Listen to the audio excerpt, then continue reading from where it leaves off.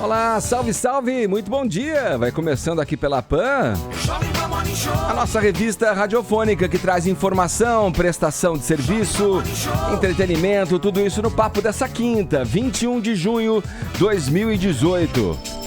Onde os fortes têm vez. Seleções da Argentina e do Brasil entram em campo, respectivamente, hoje e amanhã, tentando fazer valer sua tradição no futebol mundial.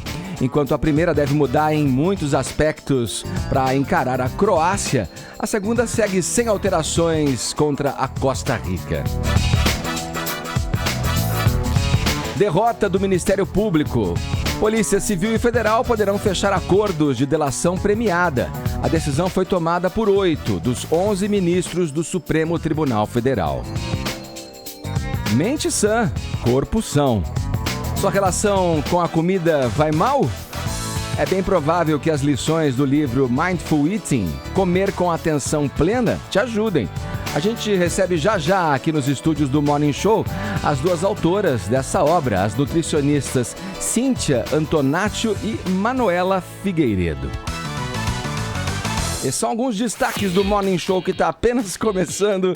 Paulinha, vamos para nossa hashtag de Olá, hoje. já tá rindo, Eu acho demais quando você dá essa dançadinha. Uma dançada para começar o programa. É para dar uma energia, isso aí. Afinal, qual é a nossa hash? 21 de junho, querido, o inverno chegou ao hemisfério sul. Verdade. Estamos passando frio já, ou deveríamos, não sei, depende da região do Brasil, tá de um jeito, não é verdade? Mas eu quero saber o que é que os nossos tuiteiros fazem para curtir o inverno. Se colocam todos chiques? Com casacos desfilando por aí? Ou meias que não tem nada a ver com a calça do pijama e com aquele moletom para curtir uma Netflix? Eu não sei. Eu, por exemplo, Edgar, tenho muita fome. Uma fome incontrolável.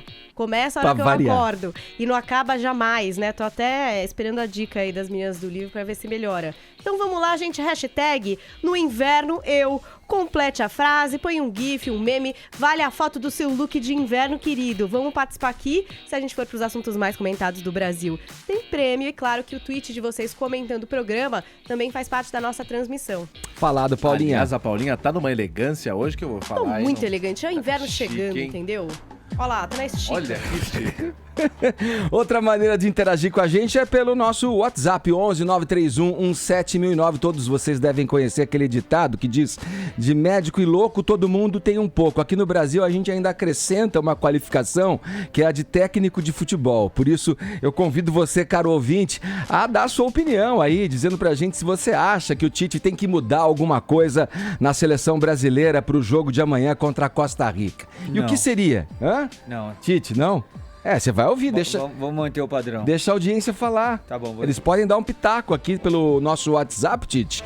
11 931 17009. Mande sua mensagem em áudio e em vídeo. No mais, você acompanha o nosso programa pelo aplicativo da Jovem Pan, também pelo nosso portal jovempanfm.com.br e pelo canal em transmissão ao vivo, youtube.com/morningshowjp. Conteúdo extra para você nas nossas mídias sociais. Estamos no Instagram e no Facebook. Passe por lá, deixe o seu joinha que a gente fica amarradão, feliz da vida. Todos convidados a passarem a próxima hora e meia colados aqui na PAN, porque o Morning tá só começando.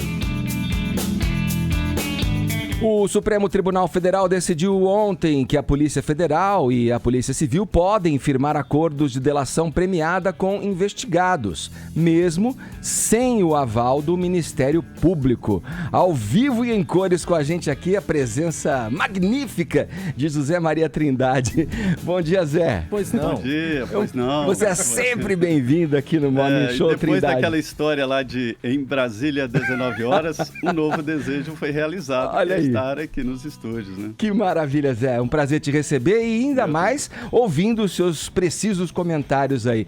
Essa é uma queda de braço que já vinha de um tempo e parece que os delegados, com essa decisão, levaram a melhor, né? É uma disputa antiga. Os policiais federais começaram a disputar com o Ministério Público, primeiro na competência de fazer investigação. Os policiais até hoje acham, que o Ministério Público não deve investigar, porque quem investiga não pode depois fazer a acusação. Raciocínio dos policiais. Mas aí o Ministério Público ganhou, o Supremo entendeu que o Ministério Público pode, se quiser, fazer investigação e vem fazendo.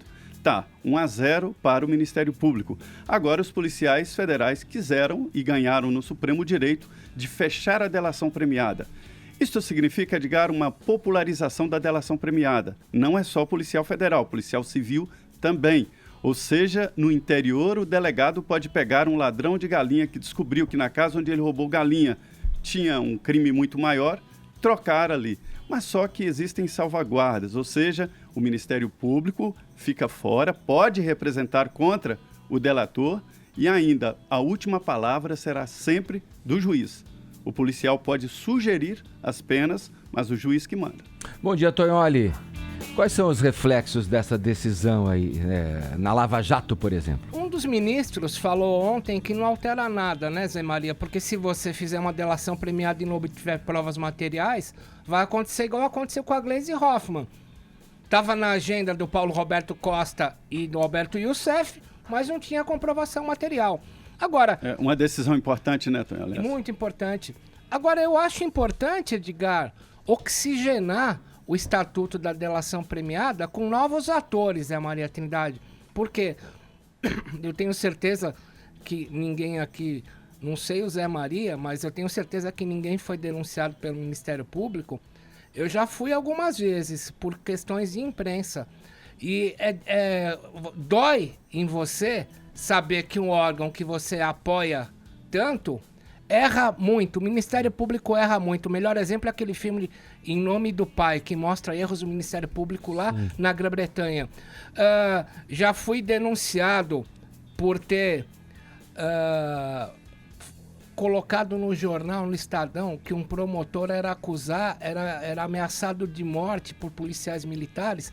Ele que me passou a informação, depois ele negou que me passou, e eu fui denunciado pelo próprio Ministério Público a pedido da PM. Num outro caso, não vou citar, foram vários. Fui denunciado pelo Ministério Público Federal por ter escrito, Zé Maria, na Folha de São Paulo, um advérbio de modo contra um juiz, aliás, um juiz que já foi preso, está preso até hoje. Então, por que eu citei rapidamente isso? Porque num país de corrupção, a gente naturalmente tende a proteger todos os interesses do Ministério Público como os interesses máximos da nação. Só que tem uma coisa, é importante que entrem novos atores de uma nova organização, como a Polícia Federal e a Polícia Civil, para oxigenar certas práticas que, apesar de tudo que faz pelo Brasil, o Ministério Público está tornando viciadas. Já visto a matéria na Folha de São Paulo de hoje, em que testemunhas do sítio da Atibaia estão falando que tiveram até filhos com problemas psicológicos porque foram tecnicamente torturados por membros do Ministério Público. Acabou. Está na imprensa, inclusive se sentiram intimidadas, né? Com esse, digamos, approach, essa maneira dos policiais levarem ali, conduzirem, fazerem perguntas incisivas, né? Para essas pessoas que são da família do caseiro do sítio, né? Quer fazer a tréplica em cima do que o Trindade falou? Só dizer, do que o Tonholi falou, que me informaram que a grande dificuldade da delação premiada é negociar a devolução do dinheiro. Sempre. Então, é aí que mora uma grande dificuldade para a polícia fechar esse acordo de delação. É o caso do Palocci. O Ministério Público não conseguiu fechar.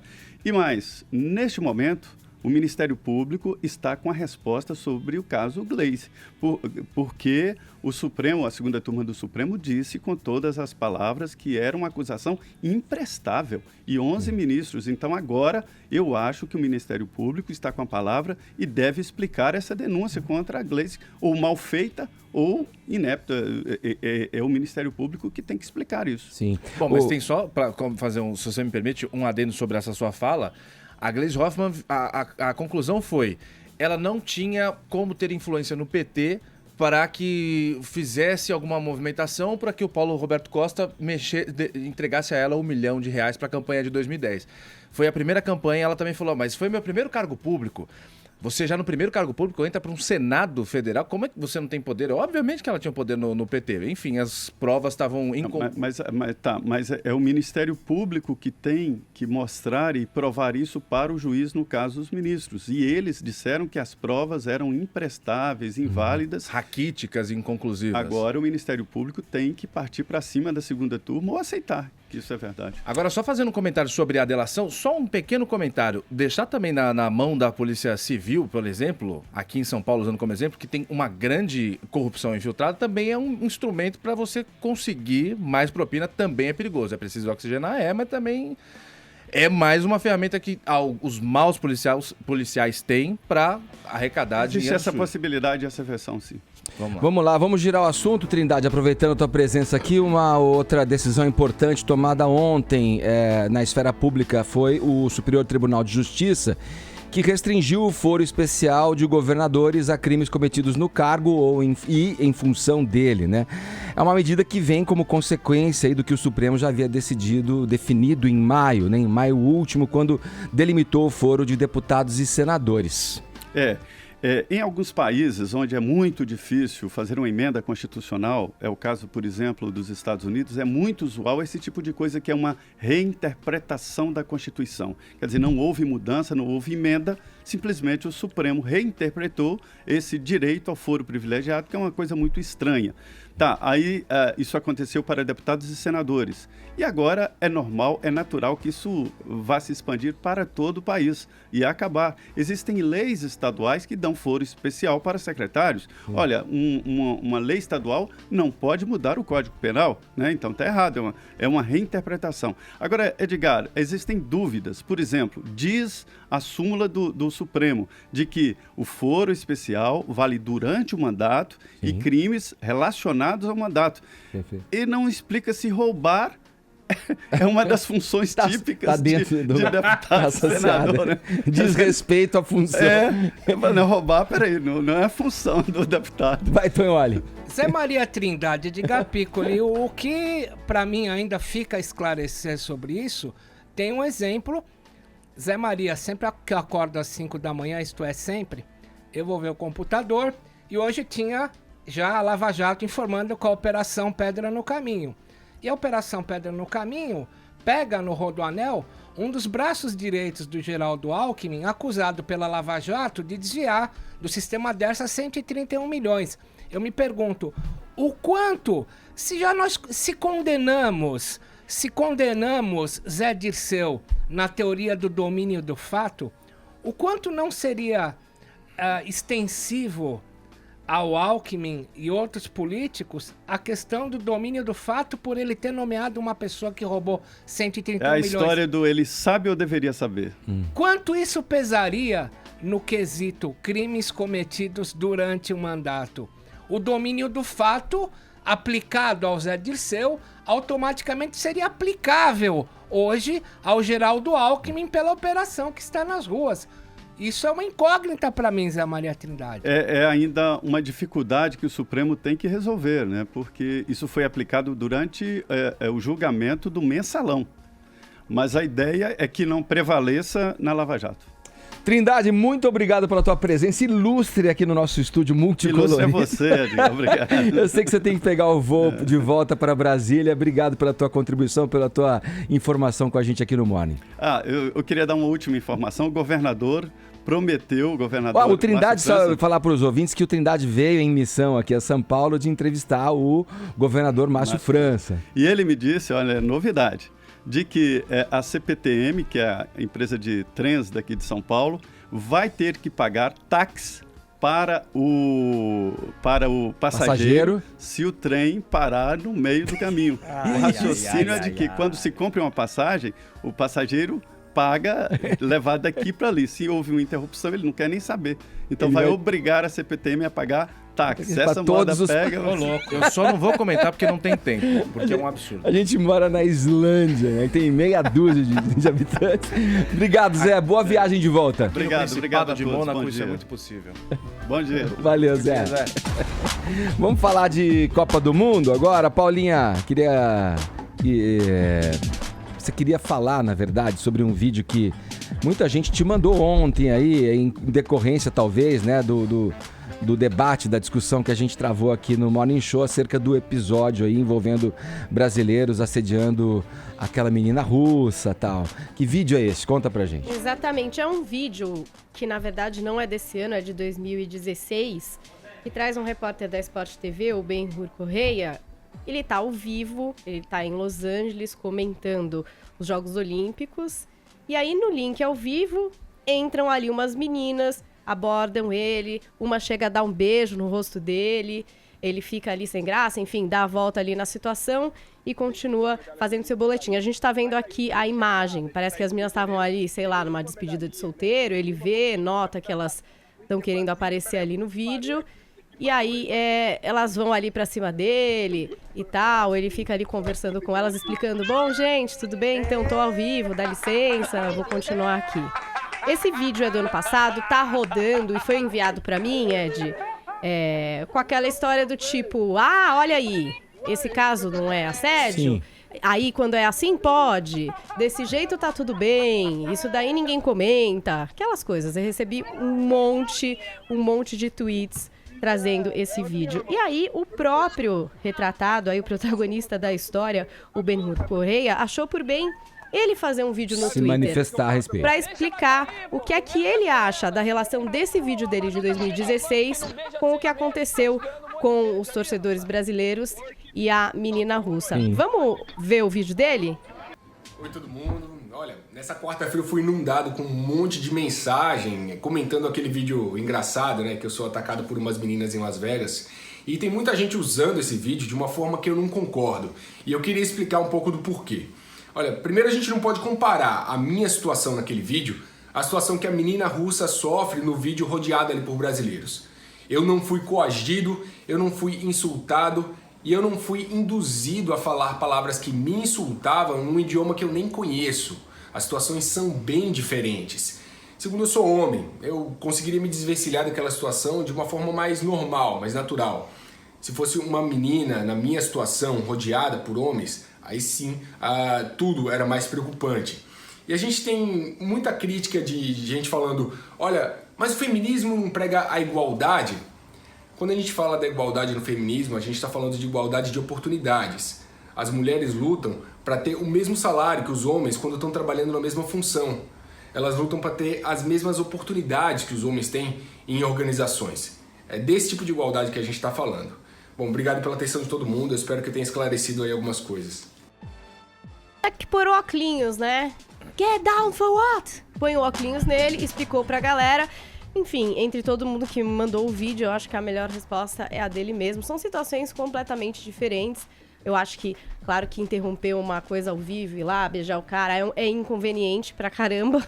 E ele tirou de letra, levou com bom humor, né? Poderia ter prejudicado a vida pessoal, talvez, se ele fosse casado, a mulher podia ficar brava, ok? Mas é muito diferente, tá muito distante, não tem nada a ver com o caso que a gente viu ali dos torcedores da Rússia, não tem nada a ver com o que as pessoas querem pregar aqui, que é a mesma situação e por que ninguém está falando disso. Bom, ontem o jornal Hoje, da TV Globo, deu uma reportagem de quase 6 minutos sobre esse tema dos vídeos e aquilo que o Vinícius Moura havia explicado bem no fim do Morning Show ontem, que um funcionário da TAM foi demitido. É um funcionário que aparece no outro vídeo, que é um pouco mais pesado do que esse que a gente divulgou da aqui. Latam, né? É? Em que ele aborda várias mulheres, né? Sozinha, tava sozinha, aborda algumas mulheres e também manda ela falar algumas palavras bem pesadas, né? Hoje, muito cedinho, no portal do jornal o Globo, já havia um esforço de reportagem da Globo em mostrar para as russas o que os brasileiros estavam falando no vídeo. Vale a pena ver a reação delas. Alguém mais?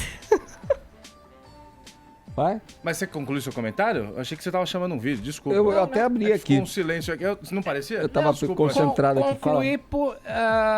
tá tendo uma reportagem em cima disso para ver qual a reação das russas. Sabendo eu acho que ninguém melhor do que elas para dizerem claro o que sentiram na pele. Eu concordo em gênero, número e grau com que... desculpa, bati na mancada. Com que o que o repórter falou. Por qual igualdade que as mulheres lutam, qual que é a diferença da situação, isso é óbvio. O que o cara falou, ele vai no ponto, não tem o que desviar. Se fosse uma mulher ali no meio de um monte de homens, ela não conseguiria sair da situação, mas como era o contrário, ele saiu da situação. 3 dias atrás, na segunda-feira, a gente comentou o caso das russas, e eu tive uma posição aqui que não foi compreendida pela maioria das pessoas, ou por grande parte, ou pela minoria, não sei, por algumas pessoas, Ou talvez eu não tenha sabido me explicar bem. Dá uma olhada nessa imagem aqui de WhatsApp, nesse print de WhatsApp, tá aqui na nossa tela, você que tá com a gente na internet. O quanto de gente me ligou, olha o tempo eu circulei ali. 41 minutos de mensagem no WhatsApp. 41 minutos. Um áudio no WhatsApp de 41 minutos que eu recebi. De quem? Mas quem que te mandou? A minha tia. Eu tinha que estar apagado o resto da mensagem, mas não apaguei. Esqueci. 41 minutos falando, você não deveria ter falado aquilo. Mas o que aconteceu? Eu falei que é o seguinte... Os caras erraram, os caras fizeram uma brincadeira idiota e tal e coisa, são uns idiotas, tem que pagar, vírgula. Mas a repercussão que tá tendo em cima deles, o cara vai perder o emprego, o cara não sei o quê, vai ter que ser preso, vai ter que ser linchado na rua, isso daí é um exagero. Nossa, Caio, mas você quer dizer que você acha que eles estão certos, você tá do lado deles? Evidente que não. Eu recebi um monte de ligação, um monte de gente, a minha tia gravando essa mensagem de 41 minutos no meu WhatsApp, olha, chegou pra mim um vídeo em que você defende esses bandidos, eles são a escória do mundo. Calma, calma. A repercussão por si só, esses caras com certeza vão perder a namorada se tinham, não vão conseguir se aproximar de uma mulher pra chavecar, pra paquerar, por um bom tempo. Eu acredito que isso por si só, o mundo acha eles uns idiotas, eles vão ter que rebolar muito pra provar o contrário. Isso por mim já seria um castigo suficiente e equivalente à idiotice que eles fizeram, porque eles não colocaram a mulher numa situação de perigo.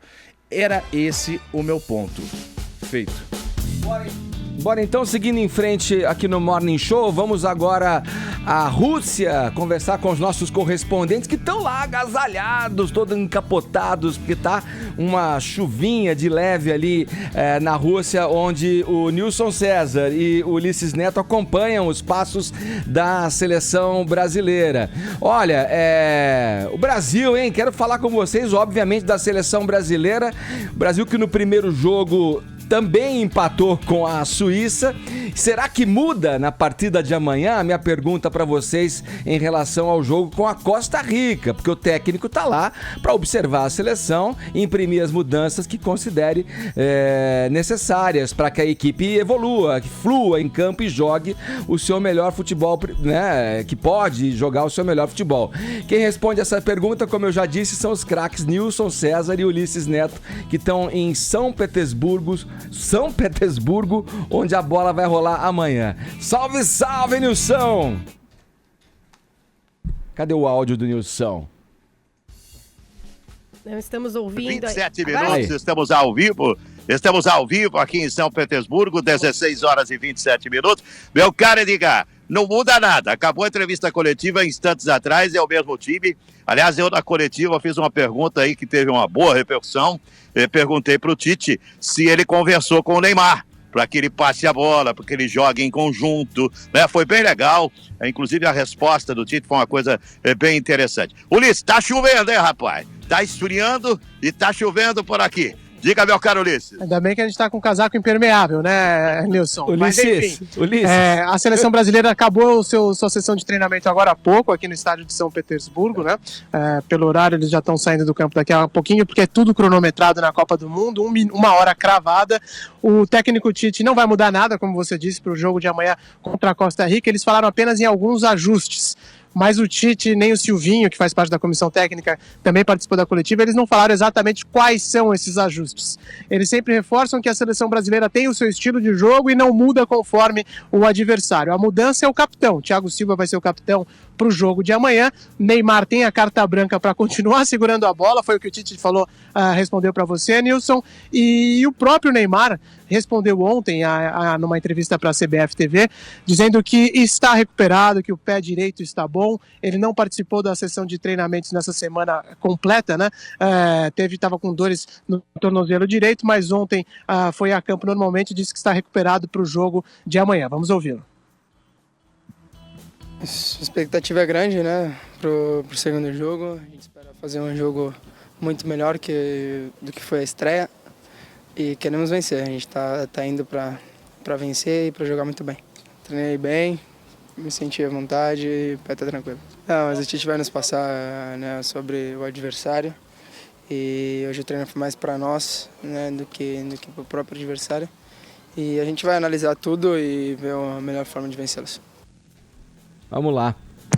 O que eu acho que tem de diferente no Brasil em relação a outras seleções, né? O Brasil manteve a calma depois da estreia, que foi bem abaixo do esperado. A Alemanha fechou treino, cancelou evento, porque a Alemanha perdeu para o México, né? A Argentina mudou todo o sistema de jogo, como vocês já falaram por aí. O Brasil mantém o mesmo esquema e acredita que vai dar certo. A Costa Rica é um adversário bem inferior, então esperamos que de fato dê certo, porque senão, Nilson, já é bom a gente começar a preparar a malinha aí para voltar para cá. O bicho diga de Garcia fazer uma pergunta pro Ulisses, Não, era para você mesmo, Nilson. Você falou que o Tite deu uma resposta que repercutiu, não sei o quê. A gente quer saber o que ele respondeu. Com certeza não foi sobre o cabelo do Neymar, né?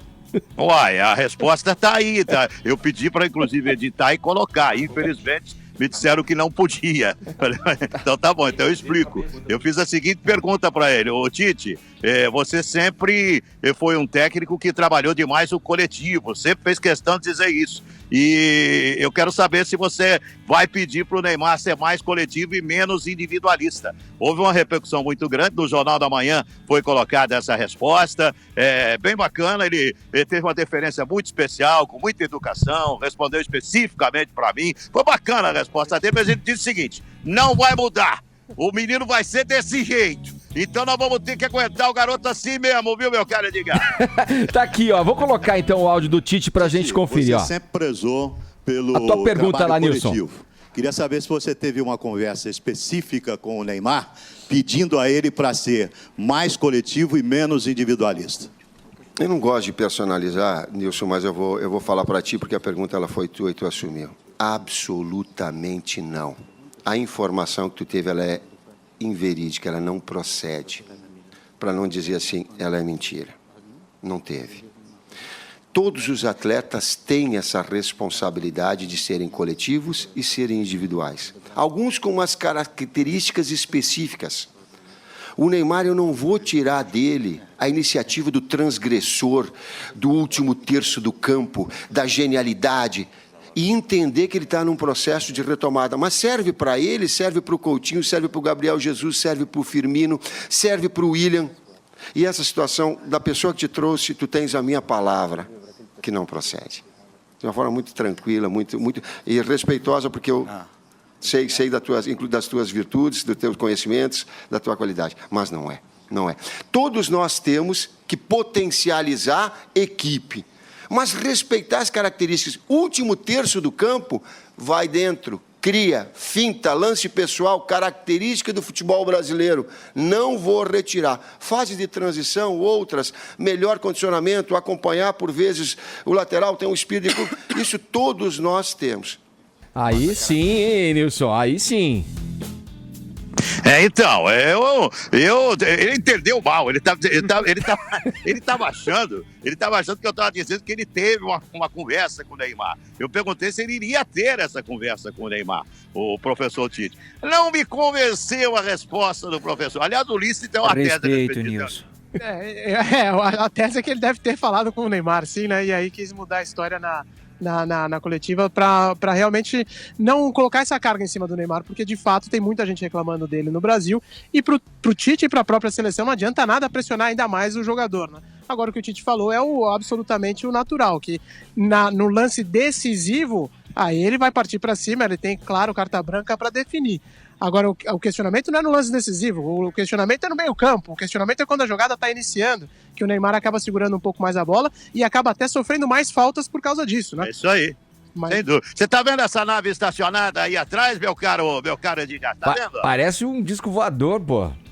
Então, essa nave é o estádio.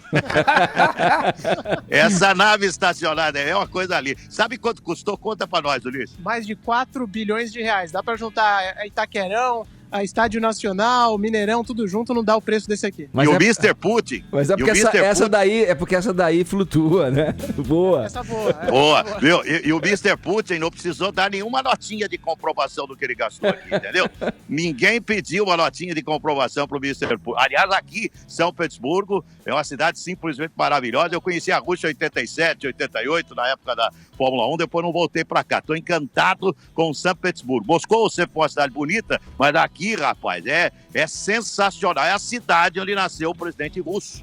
o senhor Putin. Sim. E ele deve estar no estádio, hein? Tomara que esteja no estádio amanhã. Quem vem? Você sabe quem vem amanhã pro jogo é o Sepp Blatter. O Blatter. O Blatter vem. Não prenderam ele?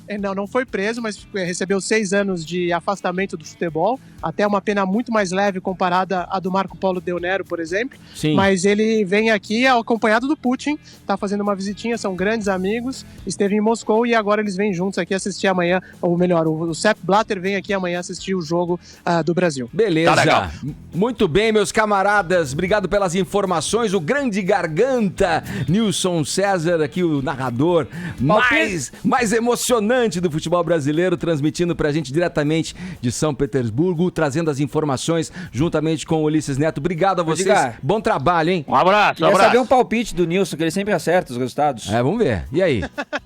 O Brasil, o quê? Vinícius, 3-0, Vini. Pode cravar aí, 3-0, que amanhã a seleção... Deixa eu sair da chuva aqui, que senão o grande garganta dança. Um abraço pra vocês. Valeu, Ulisses Neto e também Nilson César transmitindo pra gente aí, trazendo informações diretamente de São Petersburgo, na Rússia, onde o Brasil enfrenta amanhã a seleção da Costa Rica. Vini, vamos ainda falando de futebol, quero saber um pouco mais a fundo, mais detalhadamente, essa questão da modificação na equipe argentina para a segunda partida, para enfrentar a Croácia daqui a pouquinho. O que muda exatamente? Depois do empate, né? Com a Islândia. Decepcionante com a Islândia e tal. Em 1-1, e a Argentina volta a campo hoje às 3 horas da tarde aí contra a Croácia, que é a líder do grupo, né? Venceu a primeira partida contra a Nigéria. E no primeiro jogo, Edgar, tanto o Sampaoli como a seleção entendia que tinha que ser tudo em função do Messi mesmo. Joga a bola no Messi e vê o que ele resolve, né? Indo até contra algumas convicções do técnico argentino, que tem levado paulada lá da imprensa argentina, do Maradona. Maradona é um dos críticos mais ferrenhos aí do Sampaoli, apesar do Maradona ter sido um péssimo técnico também da seleção argentina em 2010, mas o Maradona disse, Edgar, que jogando assim, o Sampaoli não deve nem voltar para a Argentina, porque é uma vergonha. Então o Sampaoli aí, devido a toda essa pressão e também, né, a busca pelo resultado, porque hoje é um jogo fundamental, a Argentina precisa vencer, ele tá aí promovendo algumas mudanças na equipe, e ele já declarou que chega dessa história, então, de Messi dependência. Agora nós vamos optar pelo coletivo, então ele mudou ali o esquema tático do 4-2-3-1 para o 3-4-3, né, com apenas um zagueiro de origem, o Otamendi, os outros são laterais, os pontas abertos, aí quando tiver a recomposição você muda o esquema ali para o 5-2-3, né, com os pontas voltando para ajudar, mas o que se espera é uma Argentina realmente mais ofensiva e não tão dependente assim do Messi, né, que outros jogadores também possam exercer aí uma função importante. Então, é previsto, ele não confirmou quais serão as mudanças, ele apenas afirmou que terão mudanças. Então, as mudanças prováveis, Edgar, é que saiam aí o Rojo, o Biglia, o Di Maria, que realmente fez uma má partida contra a Islândia, e o Meza, e entre o mercado o Acunha, o Pavon e o Enzo Pérez. Então, 4 substituições, você tá mexendo bastante no time aí, o Sampaoli. E olha só a frase que ele falou, Edgar: me parece cômodo para a Argentina que apenas um jogador gere tantos humores diferentes. Sim. É um jogador que é o melhor do mundo, mas é impossível que apenas um atleta consiga carregar tanta responsabilidade. É mais ou menos o que o Brasil tem vivido também. A gente conhece essa história. Com o Neymar, né, Edgar? Ô, Tite, aproveita aí e dá a hora certa pra gente, pô. O Nilson tem que ter mais respeito. 10h38, horário de Brasília. Jovem Pan Morning Show.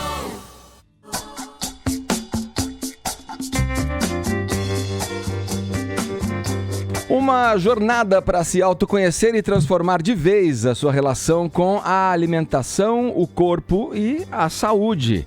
Essa é a pegada do livro Mindful Eating, Comer com Atenção Plena, esse que você que nos acompanha em imagem vê em minhas mãos e que será lançado hoje às 18 horas na Livraria Cultura do Shopping Iguatemi, em São Paulo. A gente está aqui na presença das duas autoras dessa publicação, que é são nutricionistas de formação, a Cíntia Antonaccio e a Manuela Figueiredo, a quem eu dou as boas-vindas e um bom dia. Tudo bom com vocês? Obrigado pela presença. Obrigada a vocês, tudo ótimo. Bom dia. Vamos lá, olha, o principal desafio, né, de vender a ideia, né, de que sim, podemos sentar à mesa e comer com tranquilidade, é o mote do livro ali. Dá para acreditar nisso frente a um mundo atribulado, cheio de correrias, onde as pessoas não têm nem tempo para as necessidades primordiais? Acredito que tem que dar, porque nos conectamos muito e acredito que esse é o caminho. Sim. Tudo na vida a gente acelera muito. Qual que é a solução? Desacelerar. Nos conectamos, digitalizamos muito. O que precisamos agora? Refletir e voltar aos valores humanos. E assim é com a alimentação. Nós industrializamos muito e hoje em dia buscamos mais naturalidade. Aceleramos demais e agora precisamos nos reconectar com essa comida. Quais são as bases desse conceito Mindful Eating? Então, o Mindful Eating, ele vem do Mindfulness, né? Que é atenção plena, que é uma abordagem que tem sido bastante divulgada e que ela tem como algumas premissas básicas a gente mudar a nossa relação com a comida a partir dos nossos sinais internos de fome e de saciedade. E para isso a gente precisa praticar o não julgamento, que é um dos princípios, né? Porque hoje a gente vive uma relação com a comida muito deturpada, que não tem comida, a gente tem que comer, fazer a dieta X, Y, Z, e tem toda uma idealização de um corpo que tem que ser magro. A gente vive uma pressão muito grande, como se tivesse um jeito certo de comer, né? E, na verdade, a gente vai esquecendo aí a nossa ancestralidade. A gente come por várias razões, né? Sim. O comer é carregado de significados. Significados positivos e às vezes negativos, né? A gente come porque está ansioso, come porque está buscando um conforto na comida e nem percebe. Isso também tem a ver a gente descobrir quais são as nossas motivações para comer, de fato? Sim, deveria. Que fome é essa? Deveria. Nós temos vários tipos de fome e o livro traz muito isso, né? Que nós precisamos enxergar e perceber essas fomes diversas e sem julgamento e com uma certa aceitação. E o que acontece no dia a dia, nesse mundo, nesse universo das dietas e da ansiedade, da aceleração, é justamente o contrário. A gente está julgando o tempo todo e comendo por motivos externos e não os internos.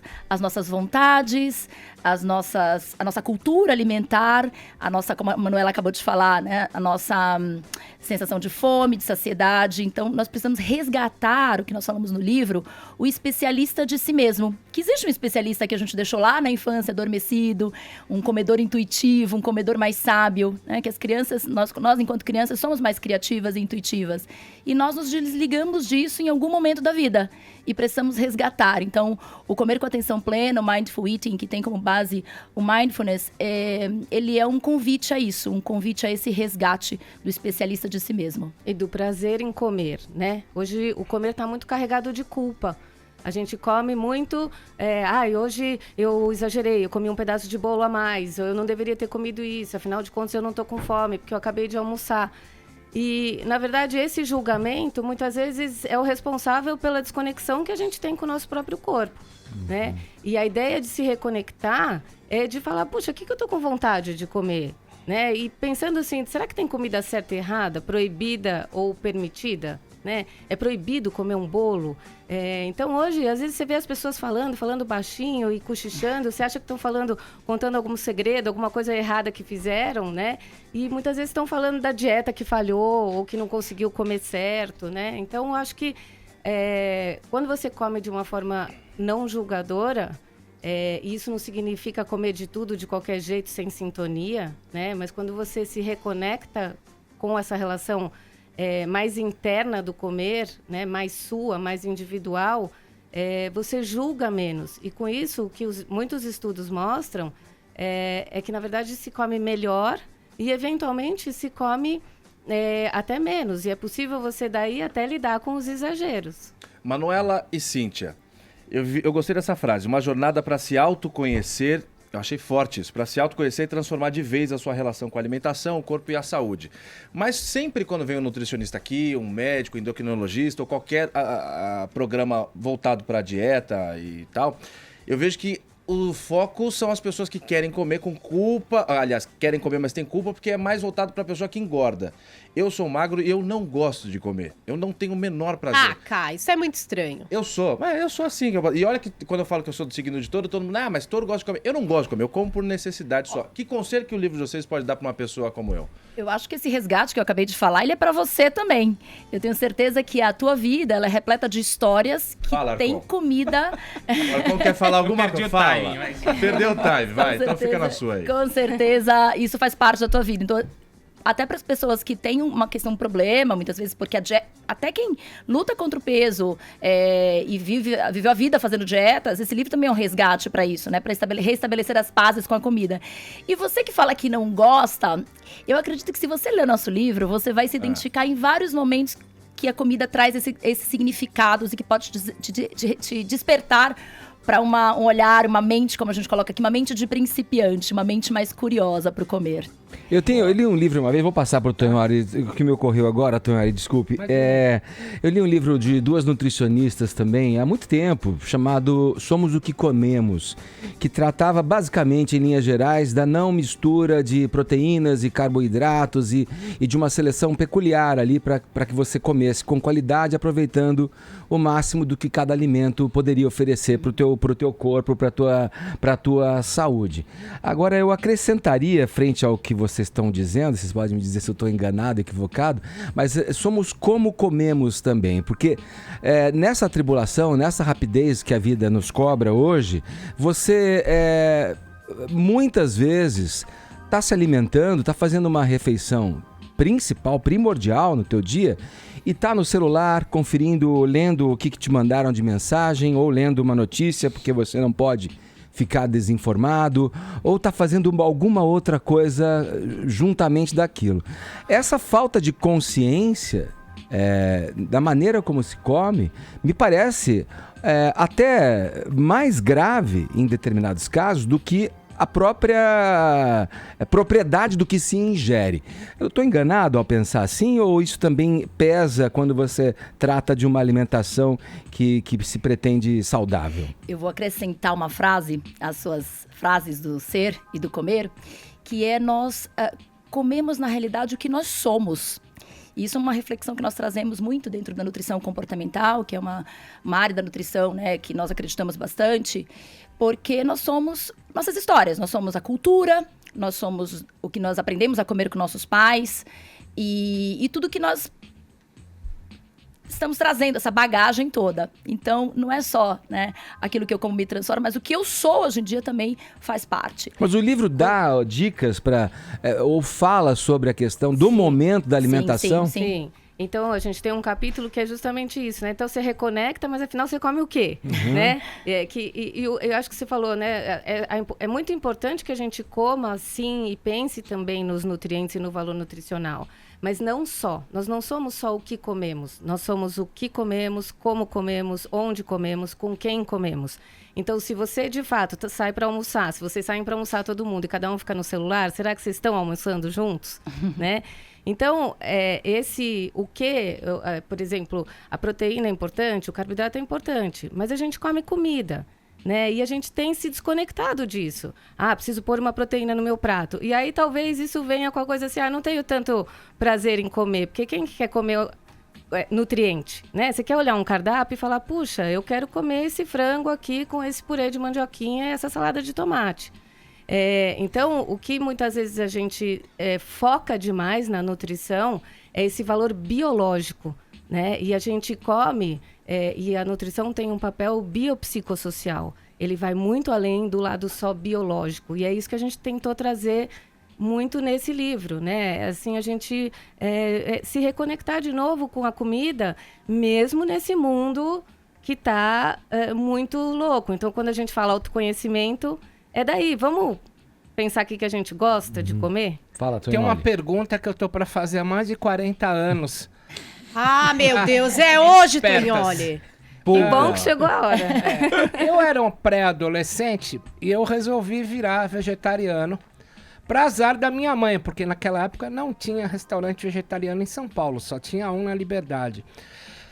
E depois de 8 anos de vegetarianismo, eu encontrei com um guru filosófico e ele olhou para os meus dentes, que não são esses dentes, porque isso aqui é implante, eu deixei meus dentes numa guerra, eu tinha uns caninos muito draculinos.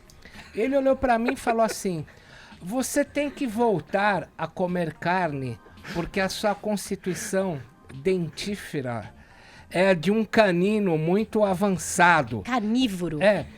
O teu canino é muito projetado, então você não vai sobreviver sem o uso da carne. Pergunta, o meu finado guru dos dentes... Não era o Osho, não, né? Não era o Osho. Timothy Leary. Certo ou errado?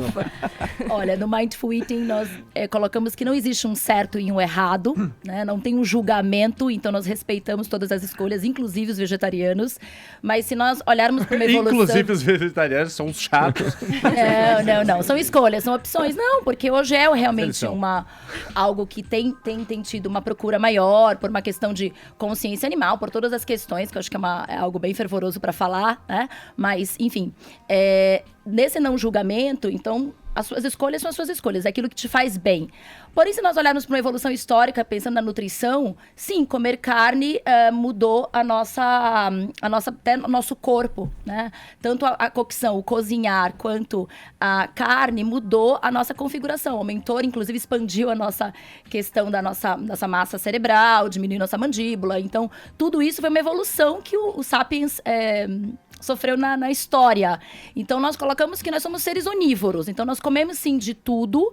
E tem um dos nossas referências aqui no livro, que é o Michael Pollan, que tem, inclusive, um seriado muito interessante no Netflix, que fala sobre o cozinhar, e ele traz uma reflexão, que o importante é você comer de tudo, mas comer com respeito, comer mais plantas, sim, comer mais vegetais, porque a gente precisa se reconectar com essa natureza e melhorar a qualidade da nossa alimentação, mas comer, sim, dos animais, porque nós somos seres onívoros, se essa for a tua escolha, mas respeitando toda a cadeia, respeitando toda a natureza, a sustentabilidade. Então, é tudo uma questão de volta ao equilíbrio, às escolhas, ao não julgamento.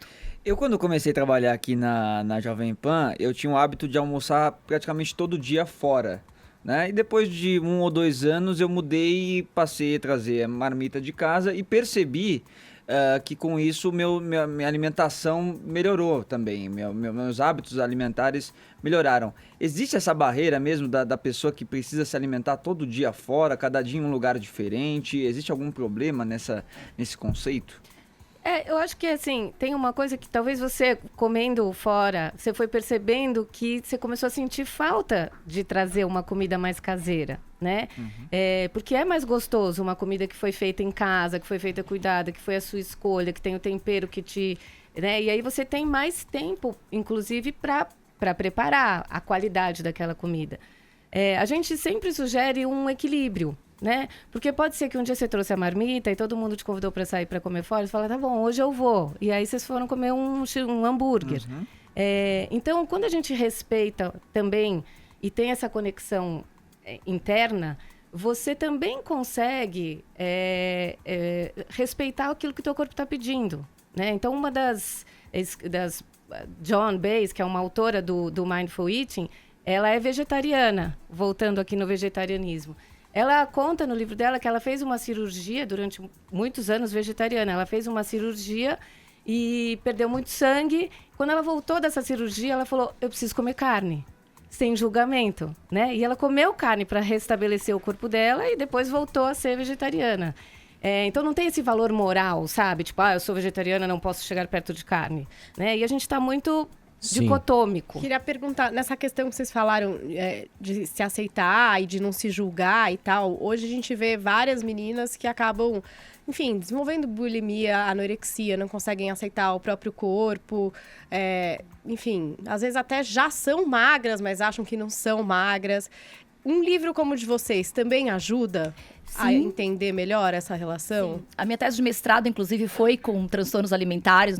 Eu e Manuela, nós viemos aí de uma fonte, que inclusive a nossa guru aí, a Marlia Alvarenga, que trabalha e introduziu o estudo dos transtornos alimentares no Brasil.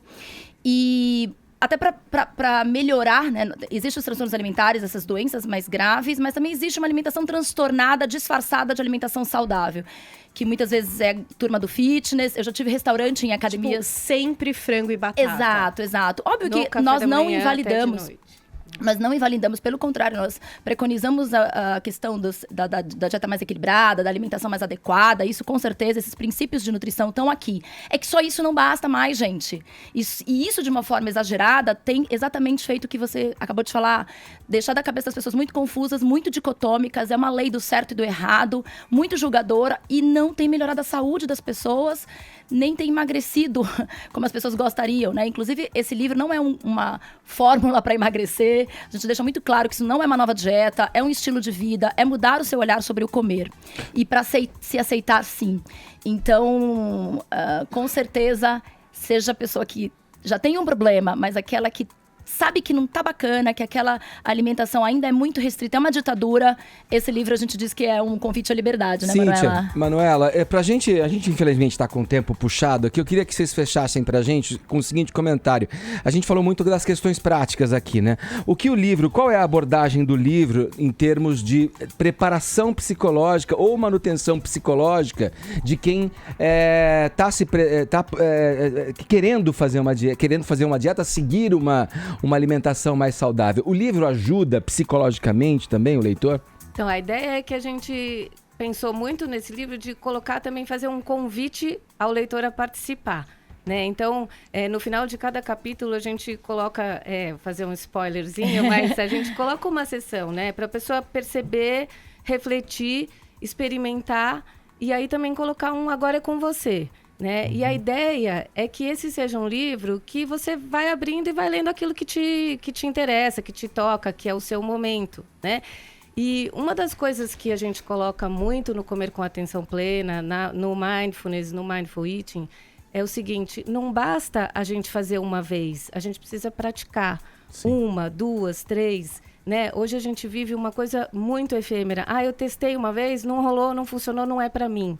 É devagar, né? Sim. Eu vou finalizar com um convite às pessoas que daqui a pouco é hora do almoço, né? Então, exercitando o nosso livro... Vai dando fome, né? Exercitando o nosso livro. Que tal hoje almoçar sem esse julgamento, resgatar, entender, pontuar a tua fome, ver que grau de fome é esse de 0 a 10, se jogar com curiosidade, com uma mente curiosa, estabelecer o ritual, desligar o celular, afastar o celular da mesa, se conectar com essa comida... Fazer um check-in lá, de respirar um pouco mais na hora de comer. Concentrada, né? Concentrar, estar pleno, estar realmente presente. E comer com prazer. E apenas comer. Tá certo. Olha, eu queria agradecer aqui a presença no Morning Show da Cíntia Antonaccio e da Manuela Figueiredo, autoras do livro Comer com Atenção Plena, Mindful Eating. Esse aqui que você tá vendo nas minhas mãos. Obrigado pela presença, viu? E pelas informações que vocês dividiram com a gente. Obrigada a vocês. Agora 11h03, horário de Brasília. Jovem Pan Morning Show. Jovem Pan Morning Show.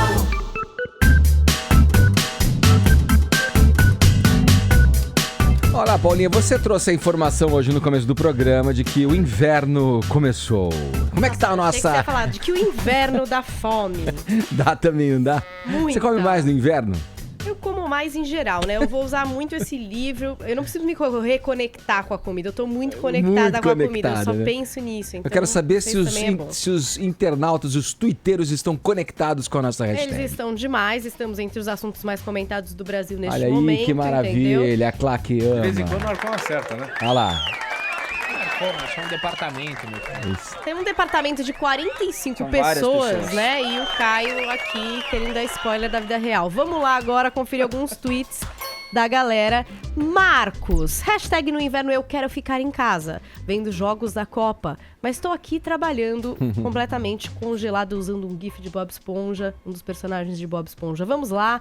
Patrícia Narc, hashtag no inverno eu fico de mau humor pra sair da cama, é um parto.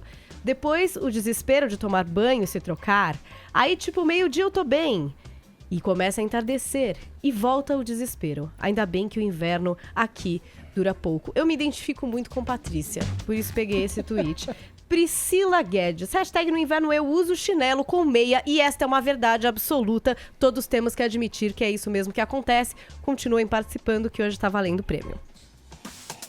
Vamos lá voltar a falar de Copa do Mundo. Vini, como é que terminou aí Dinamarca e Austrália? Traz aí um panorama pra gente do jogo. Já vai rolar França e Peru. Isso, tudo do mesmo grupo aí. Ficou no empate, né? Dinamarca e Austrália 1-1. A Dinamarca abriu o placar com o Eriksen, um golaço. Todo mundo que tava na redação vibrou com o gol na hora. E depois a Austrália acabou empatando com um gol marcado pelo árbitro de vídeo, né? Porque o pênalti bateu na mão do cara lá, o árbitro marcou.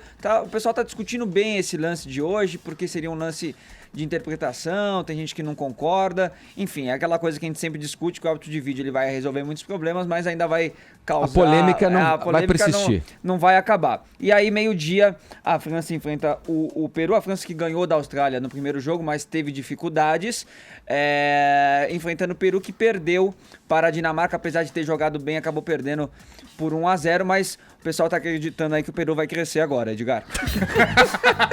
Palhacinho. Nossa. Bobinho. Amanhã às 9 horas, o Brasil enfrenta... Eu não tenho maturidade pra ver essas coisas, desculpa. Começou mal, agora vai crescer na competição. O Peru vai crescer. Amanhã às 9 horas, o Brasil enfrenta a Costa Rica e a gente perguntou aos ouvintes aqui, aos nossos 200 milhões de técnicos de futebol, o que o Tite deve mudar no time brasileiro para esse segundo jogo, para dar uma guinada, para a seleção finalmente engrenar na Copa da Rússia. E eles, claro, não nos decepcionam nunca e respondem a nossa enquete. Bom dia, galera do Morning Show. Quem fala é o Jorjão aqui da cidade de Uberaba, Minas Gerais. Grande Jorjão! Em relação à enquete de hoje, o palpite que eu tenho que dar é o seguinte: o Tite contratou todo mundo que era do Corinthians, meio de campo, goleiro, ex-jogador do Corinthians, só que não contratou o principal, que é a arma secreta do Corinthians, que é o juiz. Então, eu acho que o Tite tem que entrar em contato com os dirigentes do Corinthians e ver como é que é a manipulação para adquirir o juiz para jogar junto, senão esse você não vem. Não é, Vini? O Vini, que é corintiano, sabe bem disso, tá bom? Então a dica é: o Tite, contrata o esquema de corrupção do Corinthians que compra os juízes, senão não vem o ex para nós. Um grande abraço.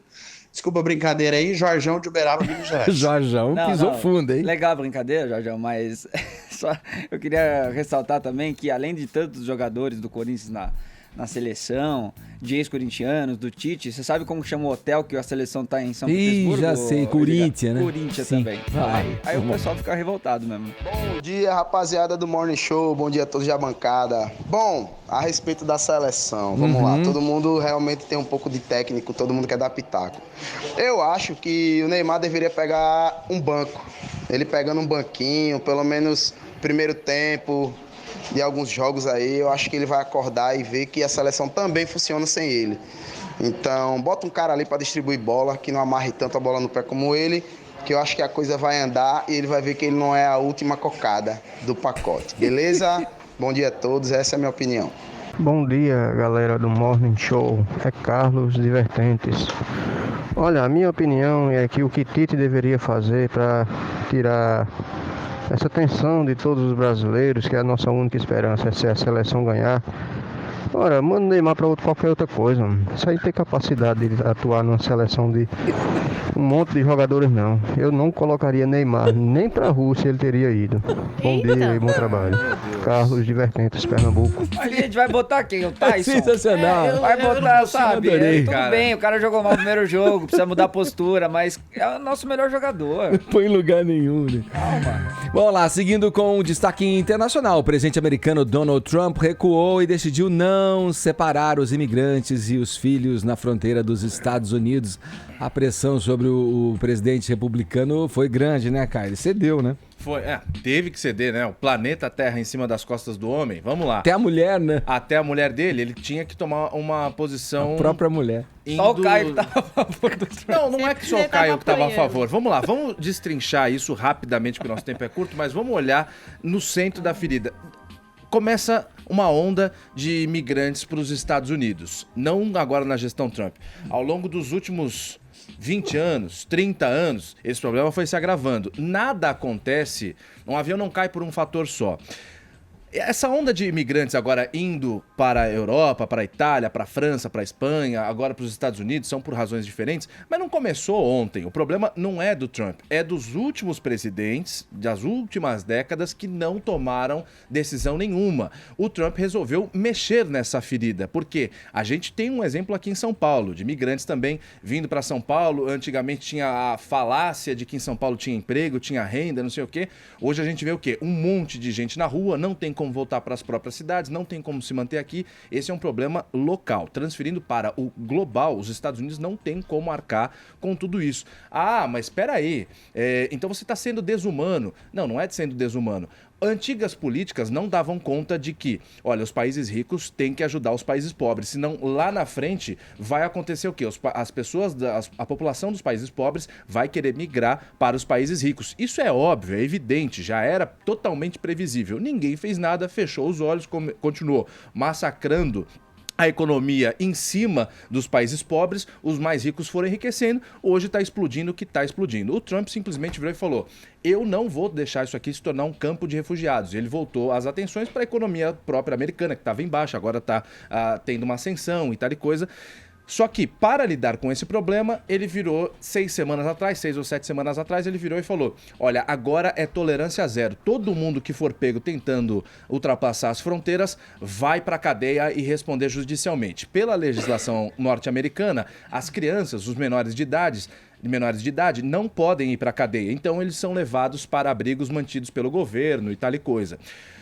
Com isso, gerou toda a onda que a gente tem visto nos noticiários todos os dias. As crianças chorando, desesperadas, que são cenas de cortar realmente o coração, porque essas crianças não têm nada a ver com a situação. Elas desesperadas. Começou toda a pressão em cima do Donald Trump. Seu desalmado, seu sem coração. Ontem no programa 3 em 1, que vai ao ar às 5h30 da tarde aqui na Jovem Pan, de segunda a sexta, em FM, no YouTube também, o comentarista Carlos Andreas, ele fez um comentário bastante sensato que pouca gente se atenta.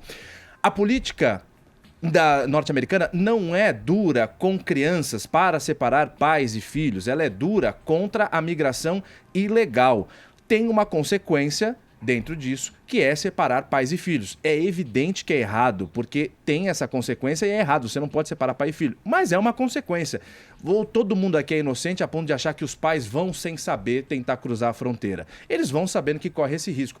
E muita gente, não todos, mas muita gente age de mau caráter falando, bom, eu acho que meus filhos vão sensibilizar as autoridades, aí eu vou conseguir entrar. Ou todo mundo aqui acha que não tem pai que pensa isso. Então, os caras usam os filhos e acabou explodindo do jeito que explodiu nas últimas 6 semanas. O Trump, na segunda-feira, falou uma frase que também foi altamente criticada. Ele falou, olha, ações ilegais têm as suas consequências. Aí começou a pressão em cima dele. A Melania Trump, na terça-feira, também deu uma declaração que pesou mais sobre as costas do Donald Trump. Virou e falou, olha, eu acredito que a gente tem que seguir as leis, mas eu espero que o governo aprove uma reforma e governe também com o coração. Claro, foi uma alfinetada no marido dela. Aí o Congresso norte-americano, senadores e deputados começaram a pressionar o Trump também. Trump, presidente, nós temos que mudar isso daí. Você tem que fazer um decreto enquanto a casa não aprova uma legislação de acordo com o que você quer. Perfeito. Ontem, diante de toda essa pressão somada, Melania, população, Congresso e tal, o Trump virou e falou, bom, tudo bem. Eu vou assinar aqui um decreto, não é mais permitido separar pais e filhos. Não se deixou muito claro para onde esses pais e filhos vão, já que as crianças não podem ir para a cadeia, as pessoas que foram pegas ilegalmente, mas a partir de hoje não pode mais se separar pais e filhos. Essa é a questão do Trump. Diante de toda essa pressão, um vídeo chamou muito a atenção. A jornalista da CNN, uma jornalista da CNN, canal norte-americano, quando foi noticiar a questão das crianças, vazou um áudio nos últimos dias das criancinhas nesses abrigos chorando, pedindo pelos pais. Quando ela foi ler o número de crianças chorando, ela também chorou. Vamos ouvir. The AP has just broken some new news. This has just come out from the Associated Press. This is incredible. Trump administration officials have been sending babies and other young children. Oh, hold on.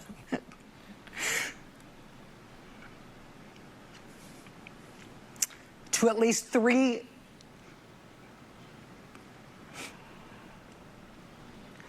Ela não consegue falar. Can we put up the graphic of this? Ih, ela já chama Ela tenta tenta chamar o gráfico ali, né? É realmente emocionada. Olha, você vê aí, a comoção é geral, né? Talvez não na emissora mais alinhada aos republicanos, sei lá, falando da Fox News, assim, mas você vê, né? É um assunto polêmico que gera comoção, inclusive em quem supostamente deveria ter a frieza da análise ali, né? A jornalista, né? Se a gente lembrar, no governo do Barack Obama, tem um órgão civil público criado na época dos Black Muslims, dos muçulmanos americanos dos anos 60. Militava o Malcolm X, um monte de liderança negra, chamada American Civil Liberties Rights Union. É o órgão civil mais poderoso que a democracia americana tem contra os governos. E essa American Civil Liberties Rights Union impôs uma derrota ao Barack Obama quando o Obama colocava na cadeia os imigrantes pegos sem nenhuma documentação oficial. Isso virou, na Suprema Corte Americana, em homenagem à salvadorenha que protagonizou o caso, chamado Lei Flores, proibindo que o Obama, o progressista, fizesse isso. Quer dizer, vocês pensam que os democratas são tão democratas quanto se vende aqui na imprensa brasileira? Oh, caramba! Eles são, antes de mais nada, nacionalistas, como são os republicanos e como são os norte-americanos em geral, e o Trump em particular. Agora, a gente tem que lembrar, em janeiro do outro ano, que o Trump também, por 90 dias, proibiu que entrasse nos Estados Unidos imigrantes que fossem visitar a família e que vinham de 7 países islâmicos diferentes. Ele foi derrotado na Suprema Corte. Por que ele voltou atrás agora? Voltou atrás porque ele seria derrubado na Suprema Corte, como foi o seu oponente Barack Obama e como foi ele mesmo em janeiro do outro ano, quando perdeu para barrar imigrantes islâmicos que entravam nos Estados Unidos. Não é uma briga interessante de se comprar. Por outro lado, para eu encerrar aqui, eu volto ao questionamento. Fica mordendo o imigrante, fica falando em barreira contra o México, mas vai fazer uma Copa com o México. Pois é. Qual é, bicho? Agora 11 horas 23 minutos, horário de Brasília. Jovem Pan Morning Show.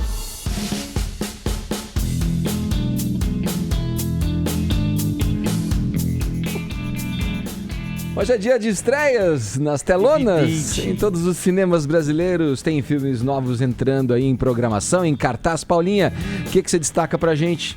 Olha, a estreia de Jurassic World, Reino Ameaçado. Eu sei que é um filme que desperta muita curiosidade das crianças, principalmente, mas é bom lembrar que ele não é recomendado para menores de 12 anos, porque teremos um dinossauro violento. Não vai ver, hein, Caio?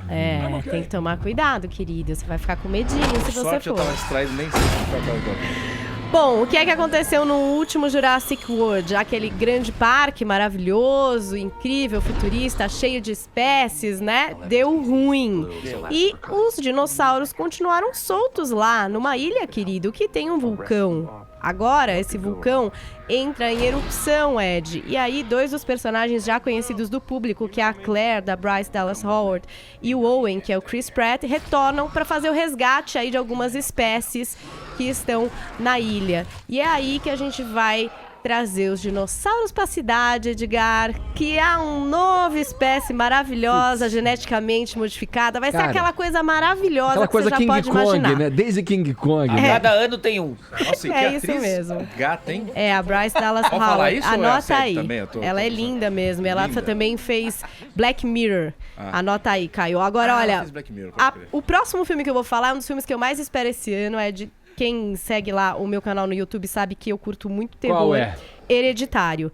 Esse filme tem sido falado que é o melhor filme de terror do ano, que foge dos lugares comuns, que é totalmente inesperado. O trailer é horripilante, mesmo porque tem uma característica da protagonista, que é a Toni Collette, que é construir maquetes, e essas maquetes são usadas também para contar a história. Tem gente especulando que ela pode, inclusive, receber indicação ao Oscar, mesmo o Oscar preterindo filme de gênero, né? Comédia, terror. Sim. Pode ser que ela até receba uma indicação. Então, a gente começa com a morte da mãe da personagem da Toni Collette, então a avó de uma família. Ela é casada, essa mulher, a Toni Collette, ela tem uma filha, um filho, e aí a gente vai descobrir quais são os reflexos da morte dessa avó. Quem era essa avó? Que tipo de relação ela estabelecia com esses integrantes da família? É bom não contar muito para não dar spoiler, mas é realmente arrepiante o trailer, e a recomendação tá assim, 5 estrelas para todo mundo. E fechando, tem um filme também com a Rachel Weisz e a Rachel McAdams, que é Desobediência. É um filme que trata de uma mulher, uma fotógrafa, que retorna para sua cidade natal quando morre o pai, que é um rabino, e ela vai ter que encarar não só sua família, mas também ali a sociedade, né, super religiosa. Ela foi basicamente expulsa dali por viver um romance lésbico, e ela vai reencontrar também essa amante, e é isso que a gente vai observar nesse outro filme também estreando hoje, Desobediência. Falado, Paulinha. Olha, a gente finaliza o Morning Show aqui desta quinta-feira com um trechinho de Come On To Me, que é uma música, uma das duas que o Paul McCartney já mostrou em público. Aliás, você imaginou, você tá em Liverpool, vai num pub ali, tomar uma cerveja e tal, de repente tem um show do Paul McCartney naquele pub e tal. Ele já adiantou essas duas canções, uma é essa que a gente tá ouvindo aí, Come On To Me, que vão fazer parte, vão compor o repertório do álbum Egypt Station, a ser lançado no próximo dia 7 de setembro. Enquanto a gente vai ouvindo, Paulinha traz o nosso tuiteiro vencedor. Diego Ribeiro, querido, já te mandei uma mensagem. Boa, e assim a gente finaliza o Morning Show, voltando sábado com o compiladão. Amanhã teremos o Jogo do Brasil, ainda uma incógnita. Talvez a gente volte. Não, o Brasil joga, tá marcado, cara. Não que aconteça o programa ao vivo, mas a gente retorna a programação da Jovem Pan assim que possível. Muito obrigado pelo prestígio, pela audiência. É isso aí. Jovem